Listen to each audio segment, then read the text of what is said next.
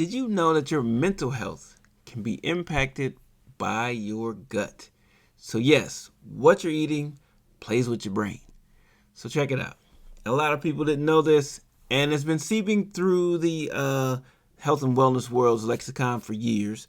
But this idea of leaky gut. Most people think, oh, we're just stressed out. We're eating all these crazy diets. So, leaky gut is just one of those things that comes with the territory. Yes and no. So leaky gut is one of those things that has a major impact on your mental health because of the inflammatory issues associated with it. Not only that, it does change your gut flora, and on top of that, it does a few other things in here in terms of neurotransmitters, and that's what's really messing us up. So when it comes to leaky gut, let's just break that down for a second, all right? So leaky gut is one of those things where it's not your stomach, it's your small intestine. It's intestinal permeability, okay? So what's happening is small food particles, toxic waste, all these different things are seeping out of your gut and entering into your bloodstream. So it's undigested food particles, other kind of bacteria, all that's seeping into your bloodstream, and it's triggering your system to cause some sort of inflammatory response. Sometimes it causes autoimmune issues as well. It's associated with all of that. These and chronic inflammation can cause a ton of different things to happen to your body. But before we do that, I like to show you things. So let me show you this little video. All right, so when we are looking at the gut, I just wanted to show you this so you can see how it all works together. You start the digestion in the mouth, which is critical because a lot of people do not chew their food as they should. You have to have plenty of chews. I always say 50 chews to get things going. So you want to get plenty of chews when we're chewing our food. Digestion starts there, moves down through the esophagus, into the stomach, and then when you go to the stomach here, you can see how it kind of wraps around, and then that spills right into that small intestine there, right? So the small intestine is where our body breaks down all the nutrients that of the food that we've eaten. That's where it absorbs everything. That's where it assimilates it and makes it useful to the body. So while we're going through there, this is where oftentimes that leaky gut issue happens. It's because of the permeability in between here. So by the time it gets to the large intestine here, there's some other issues going on. But definitely, just so you can kind of understand the flow, you chew your food, comes down through the gut breaks it all down to usable molecules for the small intestine to go ahead and decipher it and sort out where it needs to go. But that is where the leaky gut issue happens. That's how it leaks into our bloodstream.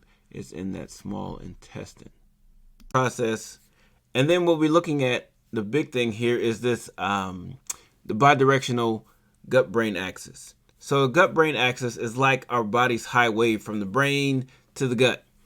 And one of those big things that's in that gut-brain axis or traveling along the gut-brain axis is serotonin, the happy drug or the happy neurotransmitter where everybody associates with feeling happy or sad in a lot of cases because people think they are missing some of their serotonin. 90% of your serotonin is generated in the gut. That's where it's located. And so to get that to travel up to the brain, of course, whatever you think, like a semi, it's a semi trucks that are taking it to the brain. But what happens with leaky gut? It's like it's all these different branches off the highway, and it's exiting prior to getting to there.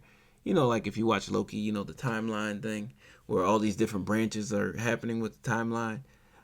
Same thing with the gut. It's like leaky gut provides all these different branches for serotonin to exit before it gets to where it's trying to go. So that's what we're trying to prevent when it comes to the whole leaky gut issue. We're trying to make sure all these neurotransmitters, all the nutrients, everything else can get to where it's supposed to get to via the gut-brain axis. Now, the other imbalance that can happen is when it comes to inflammation. Chronic inflammation does mess with our mood. It creates things like anxiety, depression, of course. Sometimes we just feel fatigued, lethargic, and then we have all these mood fluctuations. Now, some people like to say, oh, well, they're just moody. Maybe it's a possibility that they're having this issue in their gut that's causing their mood to shift quite a bit. The other thing that happens is it throws off our gut bacteria. Our gut bacteria, that's a whole nother topic. So I have to make another video about the gut bacteria, because it plays so many different roles in having healthy gut bacteria in terms of our body functioning. But again, that's something else. But it does play a role in our gut bacteria as well. So our big three things: we have inflammation that messes with our mood. We have altered gut bacteria, which messes with nutrients as a whole and how our body functions. And then it has neurotransmitters, where it impacts neurotransmitters when that's not allowing our body to function at its best. Now, as a holistic health practitioner, you're probably wondering why I'm talking about it. As a holistic health practitioner, these are the things I talk about, because a lot of times people are having issues that are well beyond neck pain, back pain, and that type of stuff when I'm seeing in the chiropractic realm. And then they're probably moving beyond just brain fog when it comes to the functional medicine side of things that I do. Some of the possible solutions for you, if you are experiencing any of these things: we're looking at a different type of probiotic. There's different strands of probiotics that could be helping you. Changing your diet could help you significantly. Adding prebiotic foods, fermented foods in your diet could be helping. And the reason I wanted to bring this to light is because a lot of teenagers go through a lot of different mood swings. One of the potential solutions for that is to alter that diet. The stuff that they eat at these fast food places, I'm certain is not beneficial for them in terms of gut flora and everything else. So maybe we're messing up their 2-lane highway. Not intentionally, but thinking that we're doing something that's benefiting them.